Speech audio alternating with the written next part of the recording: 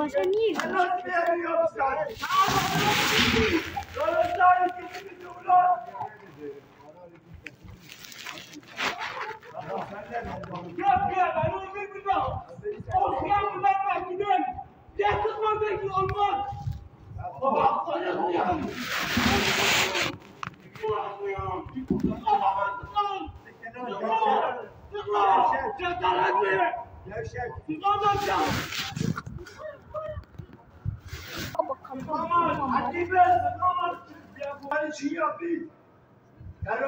Onun ayarına gidin. Vallahi uğraşmam. Ben tekrar benim dikkarım.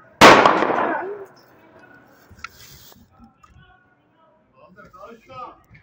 Kaldırın. Oğlum siz berber çarpmayın.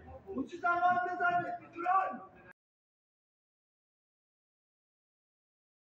Sen o beni eve götür. Sen o beni eve götür. Abi ben para da almadım mı gece? Hakaret ediyorsun ya abi. Allah için konuşur abi o zaman. Abi bize bilmem onlar çıkmaz. Hemen yapılır. Ne yapıyorsun? Canım var abi. Adam dediğine ne isteyeceksin? Şimdi mahkemeye bekleyeceğim bu gece. Vallahi ya bana bak bana. Dinler misin? Bir beni dinler misin?